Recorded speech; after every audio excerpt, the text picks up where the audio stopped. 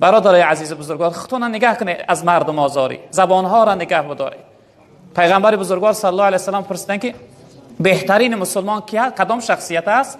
جناب پیغمبر گفتن المسلم من سلم المسلمون من لسانه و یده.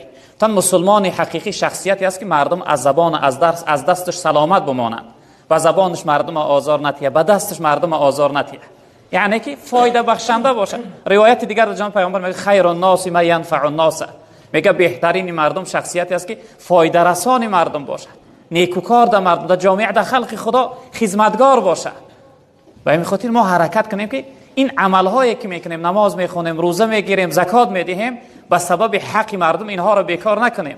نشود صحرای قیامت برویم، یعنی با کوه ثواب و با ثواب نماز و روزه و حج زکات در روز قیامت دست خالی بمانیم. از جمله پناه به خدا که از جمله مفلسان نگردیم.